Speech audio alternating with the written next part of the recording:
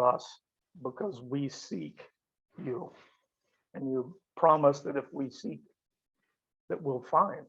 And we come confident in that. And we're always thankful. And you know we have these that we're concerned about. You understand that. And we continue to be bold enough to bring them to you and ask for your hand and your comfort. And where your will is, your healing. Kathy's with us this morning, Kathy and Elton, and you know we continue to bring them to you. And we share the concern every week. And we know that with you, all things are possible, but guide us to the wisdom of what that is.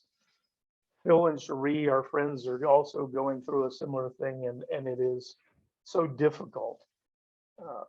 We have Kelly with us this morning, and we continue to ask you difficult times that you let her feel your comfort of your presence, dealing with these things that we don't understand. Jack here with us with a surgery coming up, with treatment for diagnosis that frightens us.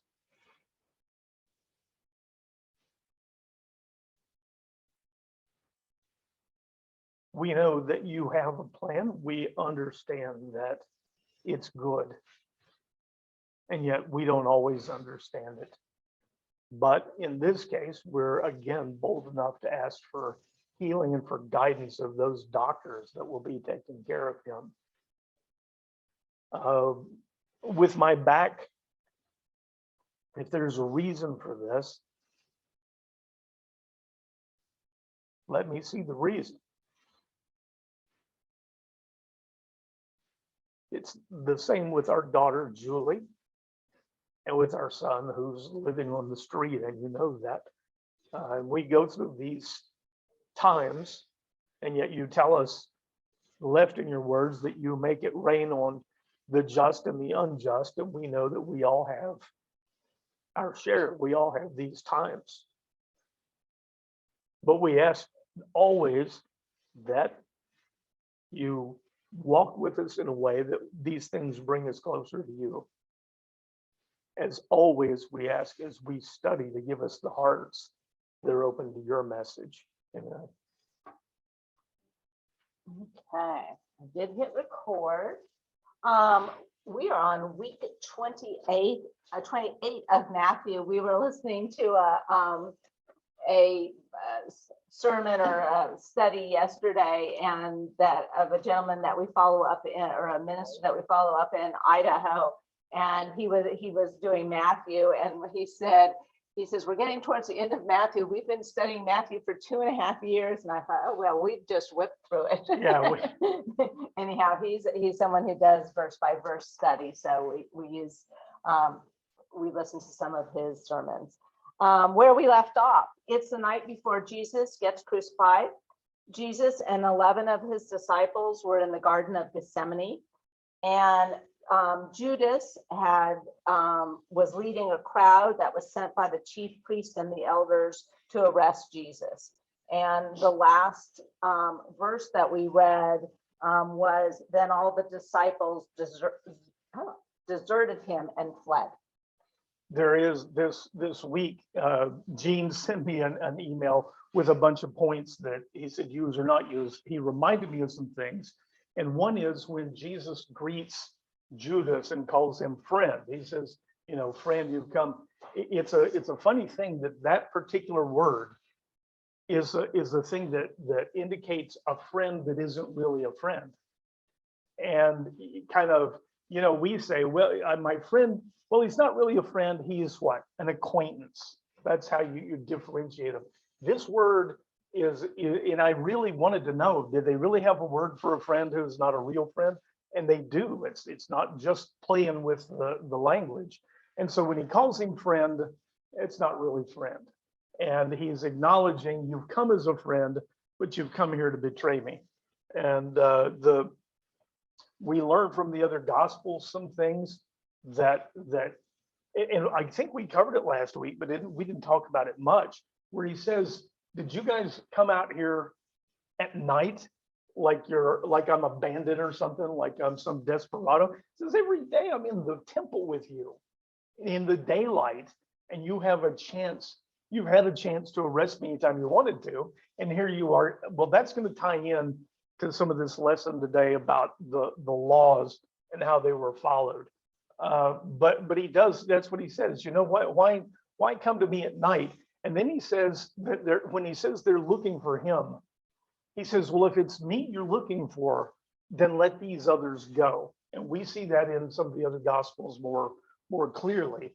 But once again, here's this prophecy, this thing that says that he didn't lose any of those that had been given to him. And he says that himself in other places. I didn't lose any of them. So all of these prophecies are just zeroed in on this moment. And there's so many of them that I don't know if it's even practical to try and get to them. We might be in Matthew 2.5 years if we tried to get to all of them. But really, there's so much of this at this one time that it's amazing looking back, taking this and seeing what those prophecies were that they've been pointing. And the last thing I want to remind you, we talked about the song that they sang as the Passover was over. Do you understand just the incredible nature as they're leaving the Passover feast? There's a tradition, there's a hymn that gets sung. And as they're heading out, 118, as they leave, headed for the garden, for the betrayal, they're singing a song that was written about him thousands of years before. They've been singing this at the end of the Passover feast all this time, but they're singing a song about him as they leave to go over and he, puts himself in the place to be arrested. It is incredible that these things that were prophesied, the way they fill in during this time. So the part we are in chapter 26, verse 57, and these are obviously passages that we have heard our whole life, and there's so much on these that we didn't know the background of, I think, that are important. So we'll probably take it paragraph by paragraph. Verse 57. Those who had arrested Jesus led him away to the house of Caiaphas, the high priest, where the scribes and the elders had gathered. But Peter followed him at a distance, right up to the courtyard of the high priest, and he went in and sat down with the guards to see the outcome. First of all, just to set the time, remember, they've had the Passover meal. The Passover meal is not a 45-minute gathering. It's many, many hours. Then they walked a couple of miles to Gethsemane. Then Jesus prayed. It is probably way past midnight.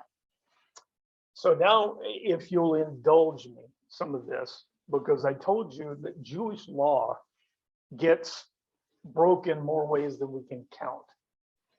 For starters, the way this works when someone's going to be tried is that a person or more than one people has to come bring charges.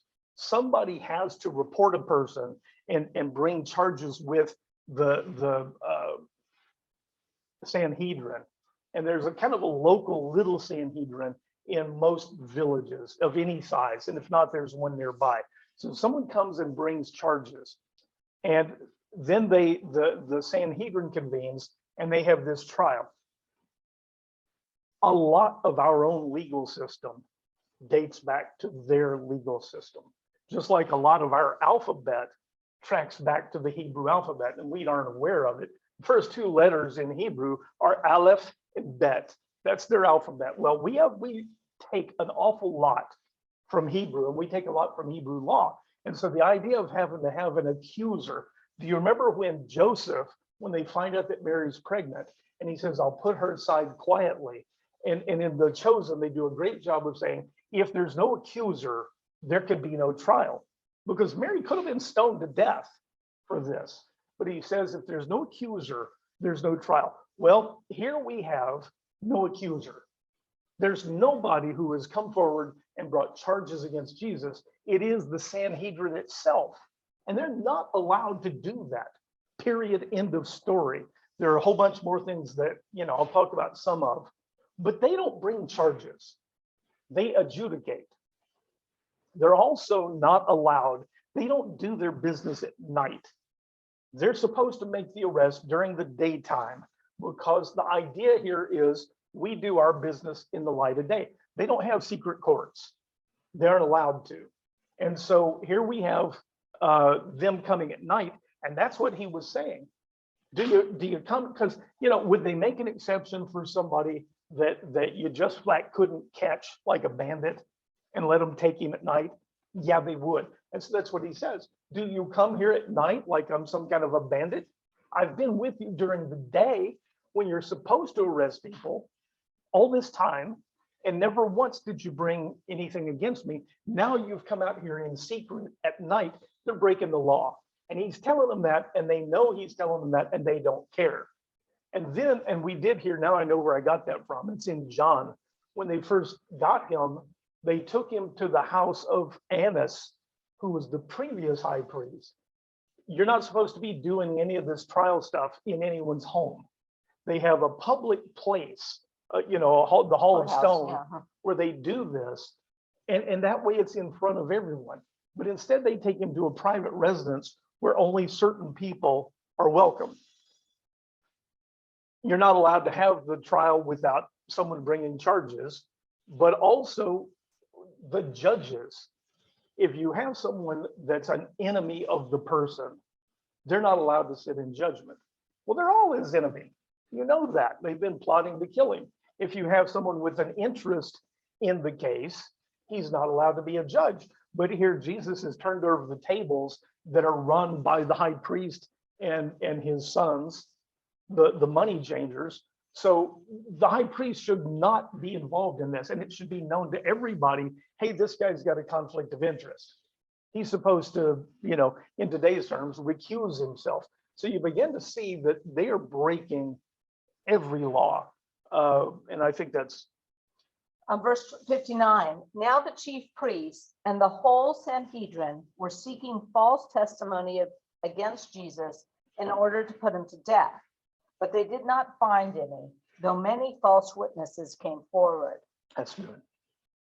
So what they do is they do this during the daytime. The accused is allowed to be there because, and often mostly represented like by an attorney. The thing you have to know about Jewish law is that there have to be two witnesses, and it says 2 or 3. 4 is no more valuable than 3 or 2, but there has to be at least 2.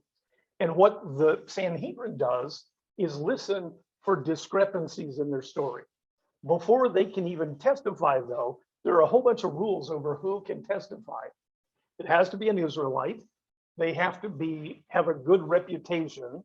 So if you're a drunkard or a gambler or a trapper of doves, or most of the time a shepherd, you can't be a witness.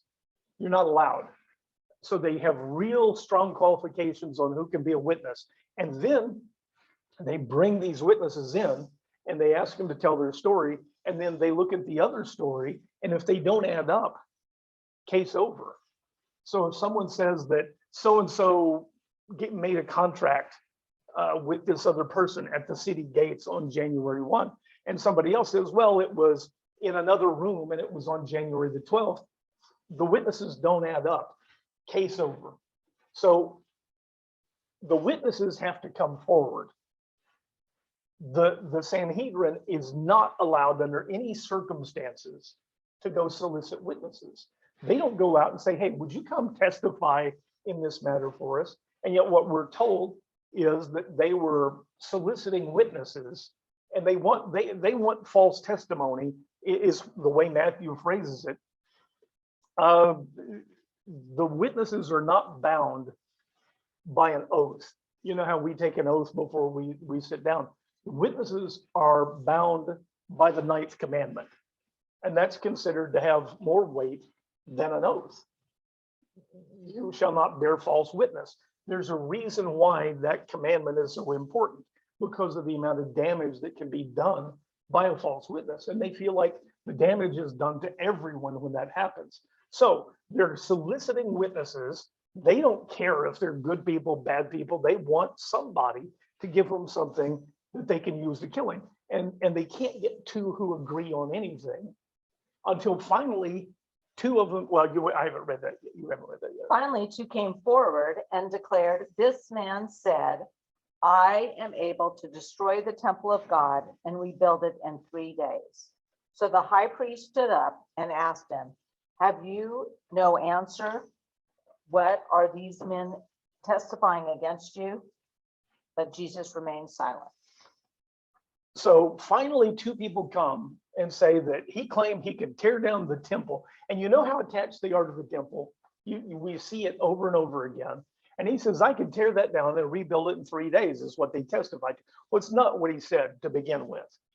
He said, if we see it in the Gospel of John, he says that if you tear down this temple, I can rebuild it again in 3 days. And then it specifically says he was talking about the temple of his body. But this is one of those things misquoted and taken out of context. And they say, I could tear down this temple. Now, what you have to know, the other thing is that a witness, you know, our Fifth Amendment, right? I have the right to remain silent. You can't be compelled to testify against yourself. But in Jewish law, you aren't even allowed to testify against yourself. You're not allowed to. If you say something, it can't be held against you. You can't testify against yourself. And so these two witnesses say that he claimed he could tear down the temple and rebuild it. And the guy, the high priest, oh, here we have it. And he just goes nuts. He tears clothes there. Did we get to that yet? So, but anyway, he goes nuts and stands there. He says, what is it these people are saying about you? Because what they're really trying to get to is the idea of him claiming that he's the Messiah, right? What are these guys? What are they saying? He's asking Jesus to testify against himself. You can't testify against yourself.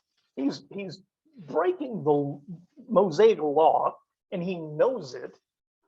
And so what Jesus does is not respond most of the time, because it's the Fifth Amendment.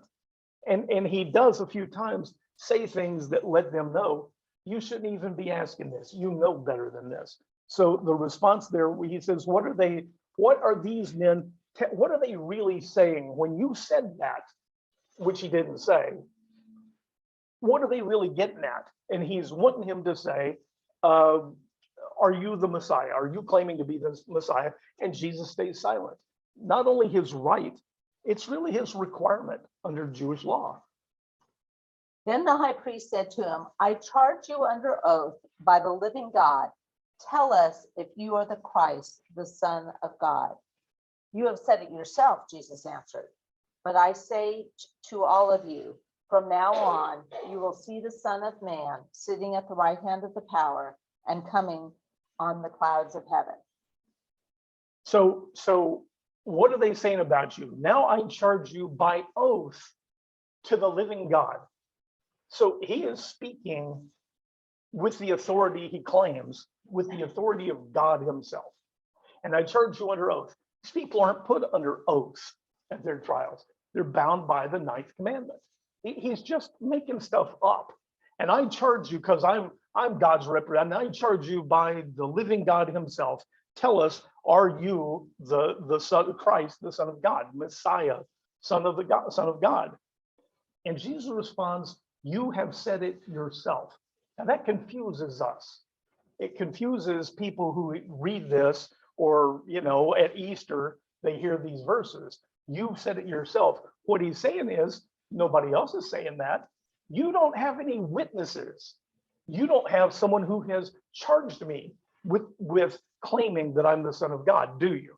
And you don't have any witnesses. You're the one saying this, and you're not allowed to do what you're doing. And so that's what he responds. You said it.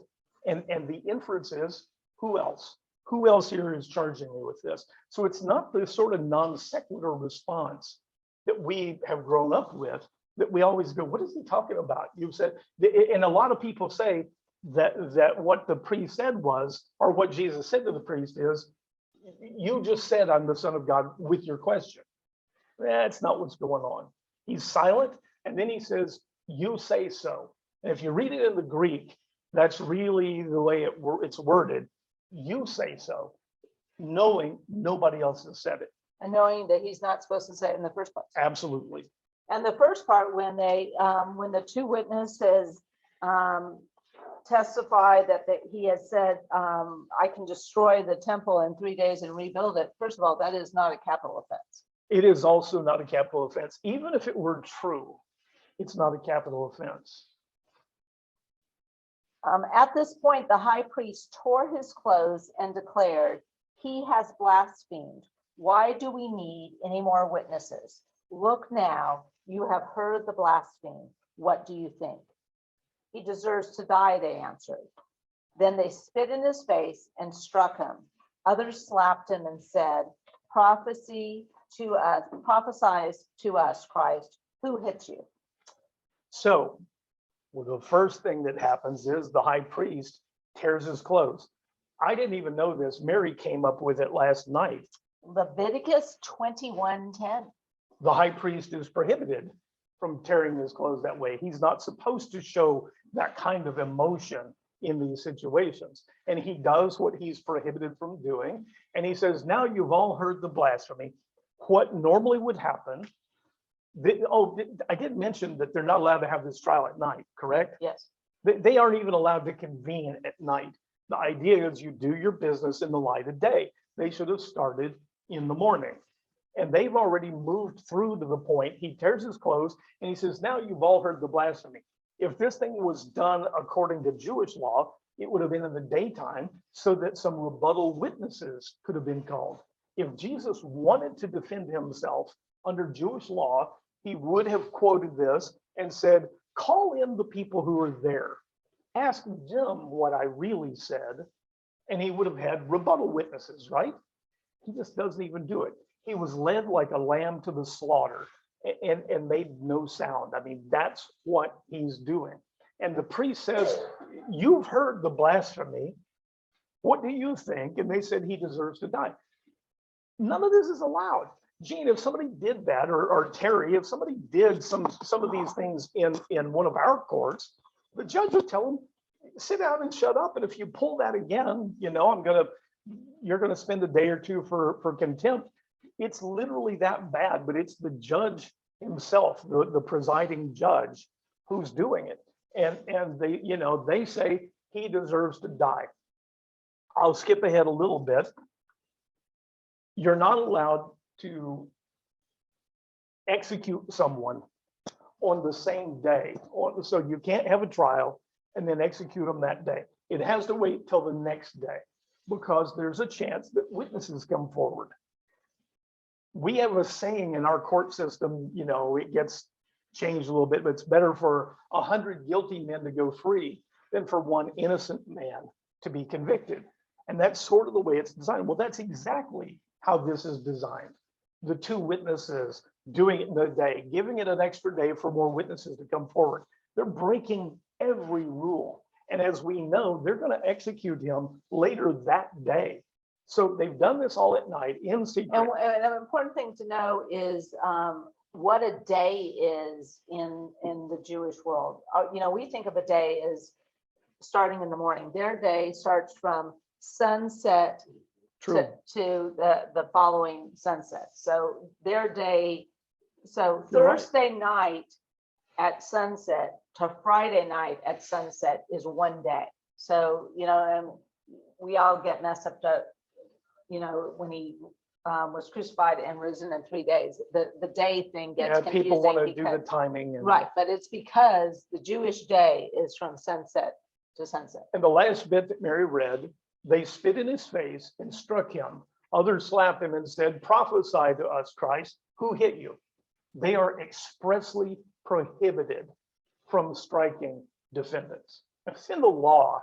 You're not allowed to do this. And here are the people in charge of enforcing the law. They live by the law and they do a thing here. You see the contempt that they have, and you got to wonder what would spur that much contempt. And of course, we understand their power derives from being the king of the hill, and he's threatening that. But they strike him.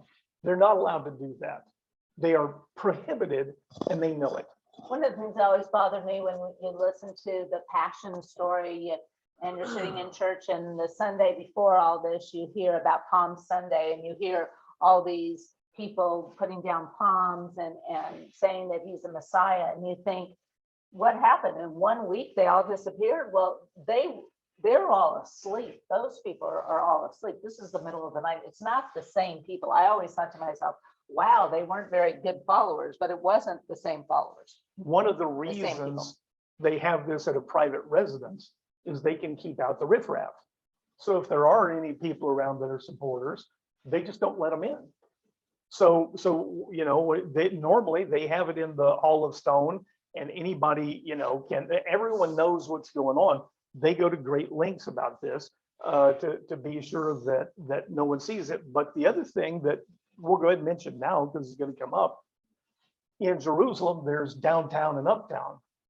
Downtown is where all the common people sort of hang out, and uptown is where all the rich people. Well, we're now uptown. We're now up in the upper level. And so the people who praised him and put down palm fronds, they're all downtown. Those people don't really belong The here. people that he first talked to on the Sermon on the Mount, that we've talked about the entire book of Matthew. That's right. That's exact Matthew. So the people saying Hosanna are downtown, or yeah, they're downtown people. These uptown people, when you hear the crowd cry out, predominantly, we believe, uptown people who you know, have a different kind of an agenda going. Verse 69, meanwhile, Peter was sitting out in the courtyard, and a servant girl came up to him. You also were with Jesus, the Galilean, she said, but he denied it before them all. I do not know what you are talking about. When Peter had gone out to the gateway, another servant girl saw him and said to the people there, this man was with Jesus of Nazareth. And again, he denied it with an oath. I do not know the man, do not know the man. After a while, those standing nearby came up to Peter. Surely you are one of them, they said, for your accent gives you away. At that, he began to curse and swear to them, I do not know the man. And immediately the rooster crowed. Then Peter remembered the word that Jesus had spoken, before the rooster crows, you will deny me 3 times. And he went outside and wept bitterly. So this is one of those just heart-wrenching things. And you see that Jesus prepared him. He says, I don't know what to tell you, Peter. You say you'll follow me anywhere, even to the death. Tonight, you're going to deny me. Is that a betrayal? Well, we always talk about Judas and his betrayal. This is a betrayal, right? I don't know him. And it is, you know, you recognize it. John tells us that Peter was outside the courtyard, and another apostle who knew the high priest. And we think that's John himself, that John went in and talked to people. John had apparently free passage, and he came out and got Peter and said, come on in here. And so they're close by, but how nervous would you be? You've got all these people that are them, all the up, and somebody says, hey, aren't you one of those that traveled with him? What does your instinct say? Nope, not me. I mean, it's you get it. You get just immediately blurting that out. I'm going to mention something, or I'm going to mention one word, and I hope at least some of you will hold on to this for when we get to it at another time. But it says that the servant girl first asked him, aren't you one of those? He says, nope. And then it says, allos. Allos came. Allos is a word that means another one like the first one. You can't use allos without having some person, place, or thing. So we're in verse 71 when it says, when Peter had gone out to the gateway, another servant girl saw him and said to the people. So this translation actually tells you it's another servant girl. There's only one word in the Greek there. It is alle, it's allos. And it tells us that this other person who came was also a servant girl like the one I just told you about.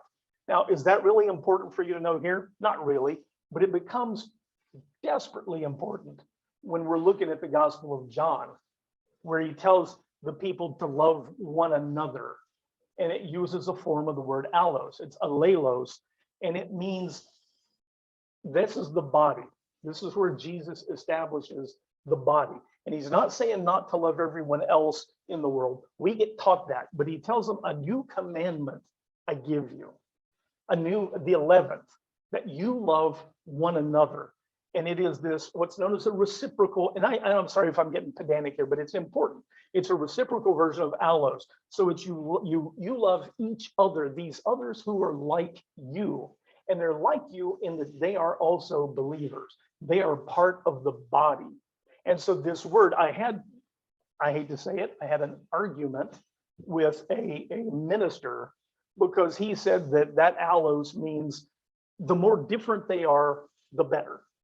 And it's just not what it means. So he says the servant girl came, and then he says allos came, another servant girl came, and it becomes, it becomes important down the road what that is. And then finally it says that others came, and it actually uses the word heteros, others who are not like those I just told you about. It's really kind of cool once you see what Matthew was telling us. But the other ones came and said, yeah, you've got to be one of those Nazarenes. I mean, or from up around the Galileans. I can hear your accent.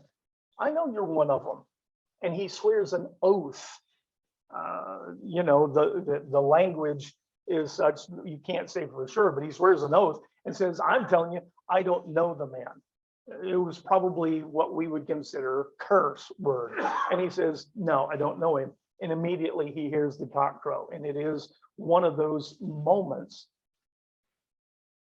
that you really feel. I mean, you feel for Peter, but if you're honest enough, you probably should feel it for yourself at times. Chapter 27. When morning came, all the chief priests and the elders of the people conspired against Jesus to put him to death. They bound him, led him away, and handed him over to Pilate the governor. Now some of the fun part, because this is where Jewish law and Roman law intersect. Under Jewish law, if someone is guilty of blasphemy, the Sanhedrin can give them a sentence of death. Stoning is, one of the famous methods. Bloodless. Sometimes they strangle them, but bloodless in keeping with kosher law. But they're allowed to. But under Roman law, and remember, they have autonomy as long as they don't cross Rome. And I tell you all the time, Rome is only interested in two things: keeping the taxes flowing and peace and quiet. Because anything that disturbs the peace cuts into profits. And so someone like Pilate is in charge of this area. And I want you also to understand the old Herod had a kingdom and it got cut into 4 pieces when he died. The Herod that's alive right now, he's what's known as a tetrarch. They rule a fourth. Herod's rule is up by the Galilee. His palace is up by the Galilee. Pilate is in charge in Jerusalem. This is his baby. The only reason Herod is even there is because it's Passover and they'll do anything to break up the boredom. Okay, he's got a palace here. He's got a place he stays. So Pilate is in charge. The Jews are not allowed to execute anyone without Roman approval. Why? Because what happens is if you execute somebody who's wildly popular, you have an uprising. And it has happened many times. And the old high priest, Caiaphas, Annas, who's no longer high priest, he got his power stripped because he did this, exactly this. And he caused an uprising, and Rome said, okay, you're out as high priest. So everyone understands this. The Jews couldn't just execute him. Doesn't mean they couldn't do it and then take the punishment for it, but it would be unwise for them to do. So they want the Romans to kill him so they're not unpopular with their own people. That's what's going on here. That's what we're really being told, is they're looking for a way to get Pilate to kill him so their hands are clean. So they can just say, look, all we did was report what he'd done. And Pilate's the one who decided, I need to kill him. So they haul him in, and we're told in another gospel that the Jews don't actually enter Pilate's area, his palace, because then they would be unclean and not able to eat the Passover, not, participate in the Passover. So they stand at the gate and yell, Pilate, come out here, basically. It is really insulting, really insulting. Come out here, and Pilate does, because, a gathering of all the really important Jews, something's afoot. And so he comes out, and what are you doing with this guy? Is that where we are? And now we're back to Judas. When Judas, who had betrayed him, saw that Jesus was condemned, he was filled with remorse and returned the 30 pieces of silver to the chief priests and elders. I have sinned by betraying innocent blood, he said. What is that to us? They replied. You bear the responsibility. So Judas threw the silver into the temple and left. Then he went away and hanged himself. The chief priest picked up the pieces of silver and said, it is unlawful to put this into the treasury, since it is blood money. After conferring together, they used the money to buy the potter's field as a burial place for foreigners. That is why it has been called the field of blood to this day. Then what was spoken through Jeremiah the prophet was fulfilled. They took the 30 pieces of silver, the price set on him by the people of Israel, and they gave them for the potter's field, as the Lord had commanded me. The last bit, we see another prophecy come to fruition, but Judas realizes what he's done. And he realizes that he handed him over, and it was part of a setup. Yeah, I think maybe he's saying, I didn't know it would go this far. And he comes in and he hands back the 30 pieces of silver and says, this innocent man that you've got, I don't want this money, for betraying an innocent man. And they kind of laugh at him. Like, what's that to us? If you betrayed an innocent man, that's your problem. Our hands are clean. And of course, he leaves and goes out and hangs himself. Jesus has said it would be better if you were never born. But what they do, here's part of the irony of this.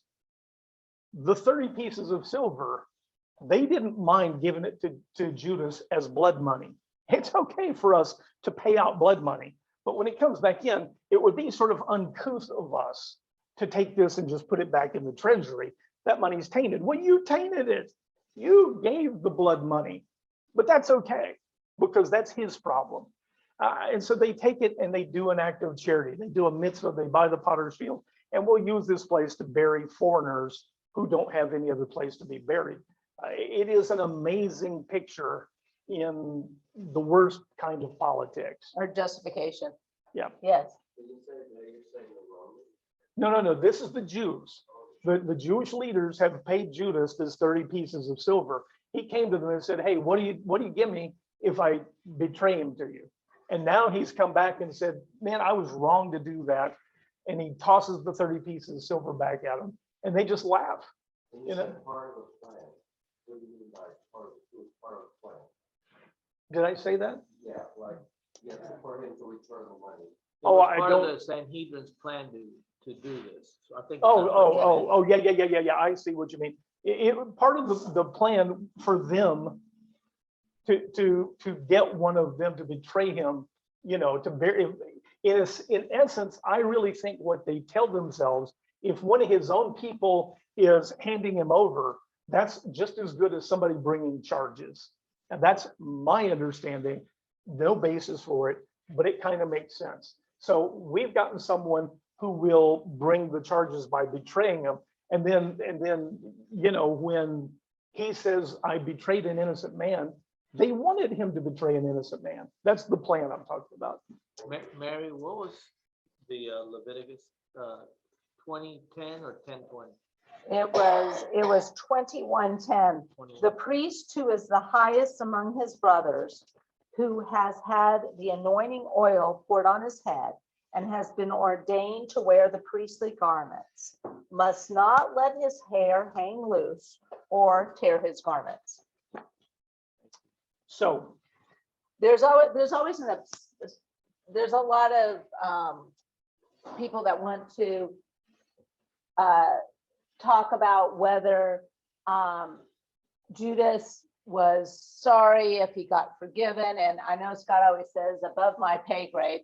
The things we do know from the gospel is Jesus said it would have been better if Jesus if Judas was never born. So if Jesus said that, that's probably an indication that he really didn't seek forgiveness. And one of the sermons we listened to this week is the idea, and we just talked about Peter. Peter betrayed him. He didn't betray him unto death, but he just said 3 times he didn't know the man. But is there a difference between being sorry you did something and asking forgiveness? I don't ask that. Okay. And this, you guys can make of it what you will. I would recommend a policy, something like this. I don't step into making a judgment about whether somebody else truly believes. You get people who say they believe, and then they do something, and you go, well, that's a terrible thing. I don't think that oh, no. That is not my place. If they say so, that has to be good enough for me. And you say, well, what if they did this? I just don't get into it. I don't speculate about, did Judas actually repent? Did he this? Did he that? I don't know. I know that leading up till there, we kind of see that he is Sicarii. And I believe he was looking for a Messiah that would kick the Romans out. But I'm not going to speculate about what he believed or didn't believe. That's not my place. You do what you want, but I don't step into that arena. Chapter 27. I already read that, right? Okay. When the morning came, yes, I already read that. So I'm on, sorry. Oh yeah, 11. I'm sorry. Verse 11. Meanwhile, Jesus stood before the governor, who questioned him. Are you the king of the Jews? You have said so, replied Jesus. And when he was accused by the chief priests and the elders, he gave no answer. Then Pilate asked him, do you not hear how many charges they are bringing against you? But Jesus gave no answer, not even a single charge, much to the governor's amazement. So now the next part of the law that is sort of important, we always say, well, the Romans are all powerful. And if a Roman leader wants to kill somebody, he just kills him, right? Yeah, not so quick.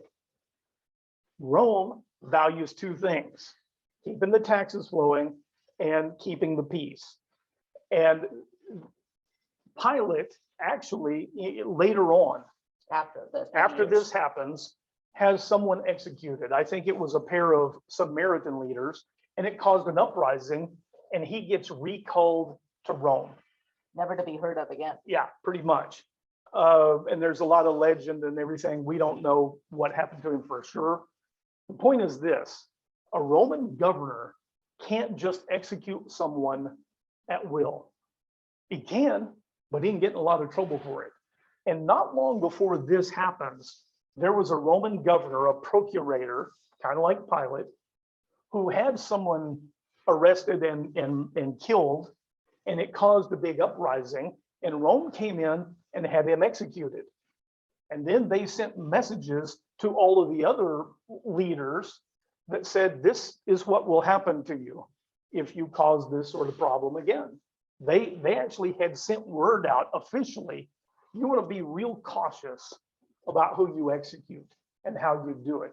So the ideal thing would be for him to not involve himself at all. And the second best would be for him to sort of punish him. That they can do at will. Punish him and exile him or something like that. Pilate doesn't want any part of this if he can get out of it. Now, I don't remember now, I read so much of this, the different gospels. But remember, when they have their private trial at the high priest's house. They find him guilty of blasphemy, right? Blaspheming against Yahweh. If the Jews come and say, we want you to execute this guy because he broke our blasphemy law, Pilate will literally laugh at them. That's none of my concern. If you feel like he's insulted your one God, so we got a lot of them here, but if you feel like he's insulted your God, that's your problem. You deal with him. I don't get into Jewish stuff. So they've got to move the goalpost.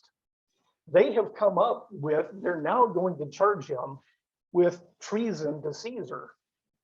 That he is calling himself King of the Jews, and anybody who says he's a king and hasn't been appointed by Caesar himself is a traitor and needs to be executed. But you see, this is the Jewish leaders who've had a trial, and now they just hand him over to Pilate, and they say, oh, you need to kill him because he's committed treason to Caesar. And they're trying to put Pilate in a bind. And we're told this again in other gospels, that if Pilate ignores it, they're going to report him to Caesar. Hey, look, there's a guy here that committed treason to you, and he didn't get executed publicly. So they've tried to put Pilate in a bind, and it's good to understand all of that as we watch what happens now. Now, it was the governor's custom at the feast to release to the crowd a prisoner of their choosing. At that time, they were holding a notorious prisoner named Barabbas. So when the crowd had assembled, Pilate asked them, which one do you want me to release to you, Barabbas or Jesus, who is called the Christ? For he knew it was out of envy that they had handed Jesus over to him. While Pilate was sitting on the judgment seat, his wife sent him this message: have nothing to do with that innocent man, for I have suffered terribly in a dream today because of him.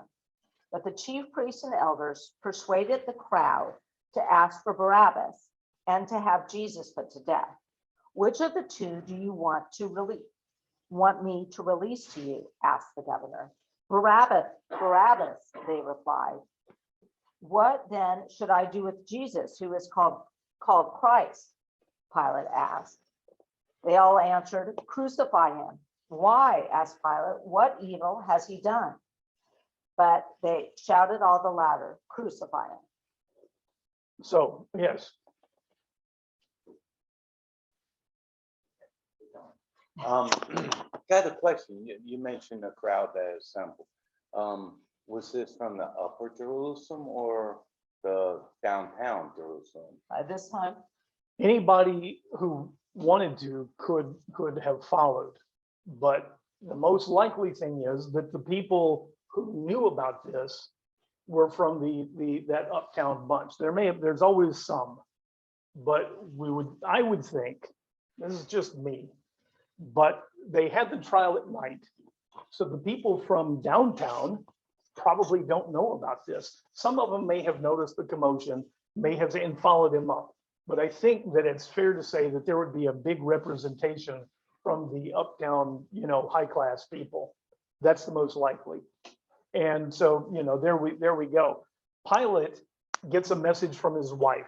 And you say, well, how do we know that? Well, we know from later things that there are people within Pilate's household, within his servants, who are believers, who are followers of Jesus. So the idea that word gets around and that some of this is not that surprising. Pilate's wife, though, has a dream, a vision, and she sends him word by somebody, hey, go up and tell him, don't have anything to do with this. I had a dream that this guy's innocent and that, there's a price to pay. Basically, I'm paraphrasing, but don't get in this, don't kill this man. He's innocent. And we're just told that's from a dream, from a vision. And I wouldn't question it any more deeply than that. Pilate, another gospel, and I think it's John, they bring him and he says, what are you charging this guy with? What has he done? And they literally respond, if he wasn't a bad guy, we wouldn't have brought him here. Don't worry about, take our word for it, he's a bad guy.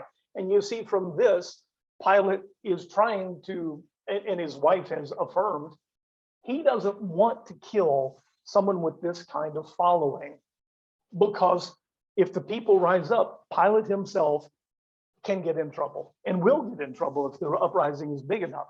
So he's looking for a way to push it back at him. And he says, you know, what do you want? And they say, crucify him. He says, why? I mean, he hadn't done anything that violates Roman law. And they just say, crucify him. They start screaming. And So he comes up with this idea of putting up Barabbas. this is the Passover, and there's sort of a tradition of releasing one person that they really like. Rome shows that it's magnanimous in this gesture. Okay. And so what does he do? He picks the worst guy he can think of. Surely they will not want, that would be like, say, Sirhan, right? The one that executed Robert Kennedy. Can you imagine you've got somebody who's, you know, been charged with a traffic violation, and you say, who would you rather me let out of jail? The traffic guy or Sirhan? And everybody's gonna go, well, we don't want that guy getting out. Release this one. That's literally what Pilate is doing. He Didn't picks work. a notorious criminal and says, would you rather me let this Jesus guy go or Barabbas? Okay. And they say, give us Barabbas. Shocking. Shocking. When Pilate saw that he was accomplishing nothing, but that instead a riot was breaking out, he took water and washed his hands before the crowd. I am innocent of this man's blood, he said. You bear the responsibility. All the people answered, his blood be on us and on our children. So Pilate released Barabbas to them, but he had Jesus flogged and handed him over to be crucified.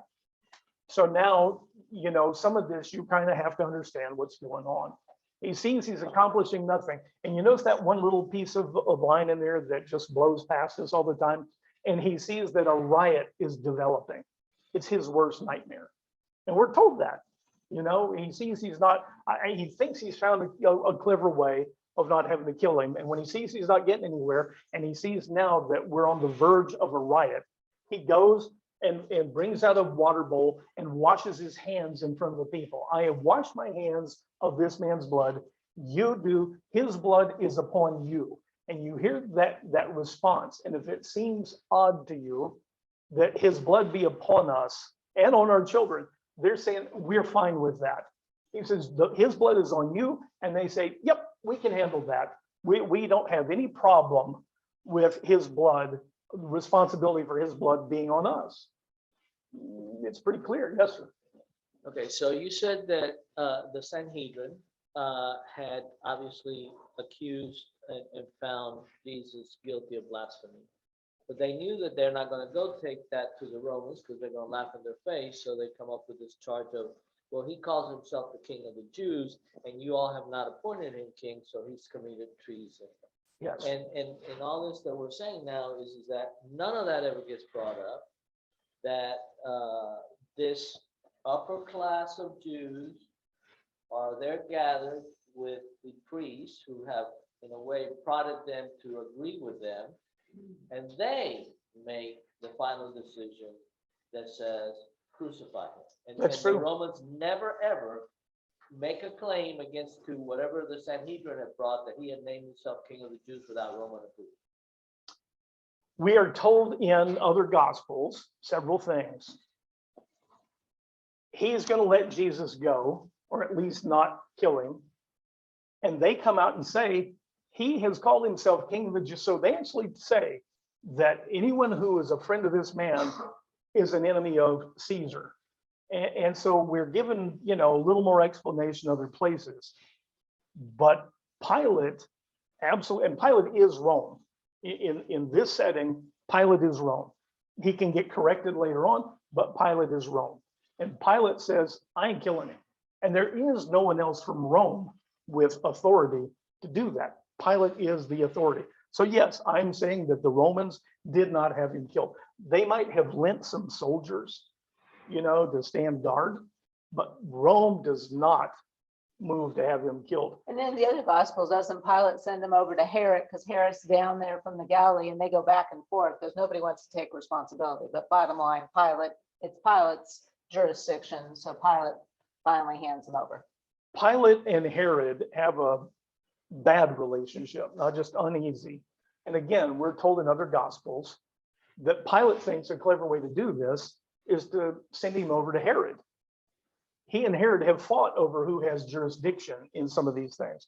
So now Herod's using this sort of a double whammy. Not only am I going to get out of it, but I'm going to show Herod, here, I respect your authority. And Herod takes him and asks him a little bit. Matthew doesn't relate that, but it doesn't mean, I mean, Matthew just doesn't relate it. But Herod asked him some stuff, and then he says, nah, send him back over to Pilate. And it said from then on, the two of them got along famously. This thing sort of makes them friends. But no, Rome does not have him killed. And it's important, Mario, it's a good question for another reason, because they have him crucified. Jews don't kill by crucifixion, okay? Remember, they stone somebody, they might strangle them, but they do not crucify. So it is a thing where the Jewish leadership has become bloodthirsty and absolutely ignores their own laws. This can't happen. Are we done? And the funny thing is that the Jews say crucify him. Yes. The Jews say this will be on us and our children. Is that the recount of all of the other gospels when it's all said and done, basically? If you put them together, if you align them, yeah. I mean, if it doesn't say it outright someplace, you can see that it is consistent. But because of their law, they kind of try to wiggle, even though they admit that they will own up to them wanting him killed, but you're going to kill him your way. So then now we can say, we did not shed his blood. Right. Technically. That's exactly right. And we're told that part explicitly as you put the gospels together. And they're saying crucify him because they know that's how Rome kills people. And then he says, I wash my hands, you take him. And they go, that's fine. All right, well, we've already in our mind, crucifixion is the thing. And they just hand him over to be crucified. At the very worst, they should have had him stoned.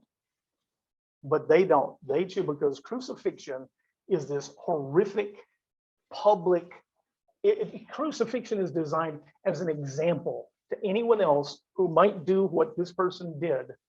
This is what we'll do to you. And it is what's known as a deterrent.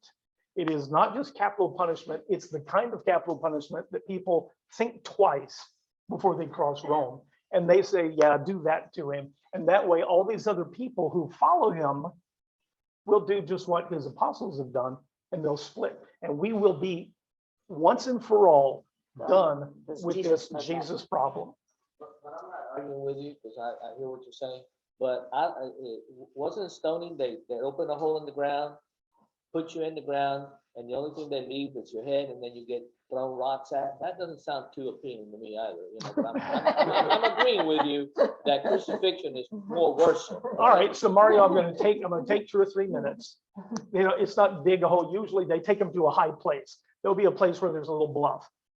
Most of the time, the person who brings the charges, this is Jewish law, the person who brings the charges that wind up in a capital punishment is required to throw the first stone. Let those whoever among you is without sin throw the first stone.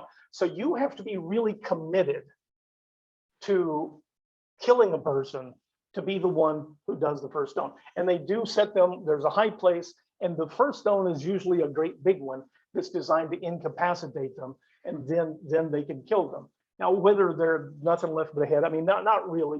They kill people a lot quicker than that. But I'll go ahead and tell you about crucifixion. They have your hands up and your legs up a little bit where their knees are bent. And people who die of crucifixion, by and large, die of suffocation. Your lungs come down and you can't get a breath. You have to raise yourself up on those feet that are nailed in so you can catch a breath. And then you go back down. And it is a long, agonizing, public humiliation sort of death. Is stoning better? Strangely, yes. Because usually a crucifixion can take 2 to 3 days. They might take 2 to 3 days to die. It's horrific. The pieces are all there. But the big point I want you to get is that they don't do crucifixion. They've told Pilate to crucify him. He hands them back and they go, yeah, but we still like crucifixion. And they just They just totally ignore their own law, their own customs, and who they're supposed to be. But to me, it's a way again, it's final the fact that they have taken ownership of it, but they're gonna wash it. Sure. it's an Everybody's indirect washing way of their hands. washing their hands Right. because they're being killed the Roman way, not our way. That's right. I make no secret of the fact that I'm not fond of politics. I don't think that has escaped anybody. But this idea of playing it both ways, of, have your cake and eat it too. So we wash our hands of this when they clearly are the ones who brought him to be killed. That's the thing that, if somebody is honest enough to stand up and say, hey, we think this guy needs to die, then at least I can consider that. But of saying, we didn't do anything, Pilate killed him, that's what they want. Yeah. That's politics. And when I tell you that the Jewish leadership are not really religious leaders anymore, they're politicians, that's a good example of it. Oh, Gene, thank you. Yes. I'm sorry, and we're going to close on this, but Gene just said it has to be crucifixion in order to fulfill some of the prophecy. And you're absolutely right. And we keep getting told this is so that this could be fulfilled. And as it happens, well, we don't need to do that this week. It's closing time.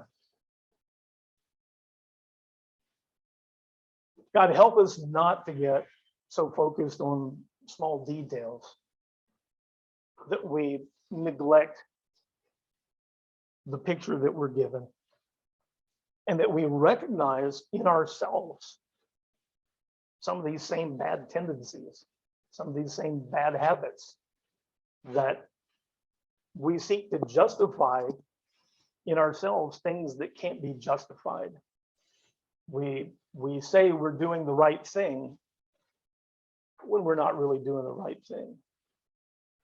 If I could ask this one thing this week, is that's the reminder that you would bring to us, to see ourselves in that light, to recognize the times that we do on some scale this exact same thing. And that's one of the things that separate us from you. It's one of the things that we ask for when we ask to become closer, is that we follow your example, follow Jesus' example, and not this other thing that gets done. Those that we prayed for, the comfort, we do not forget. We repeat, we ask for your hand, your intervention on those. As always, be with us. We go out from here. You send people in our path. Point that out to us. Amen. Amen. Thank you, guys. Have a wonderful day. Enjoy. If it's like down here, it's a beautiful sunny day. Enjoy the day. Hopefully, I see some sun up there in Canada too. Enjoy your day, people. Thanks. Have a great day.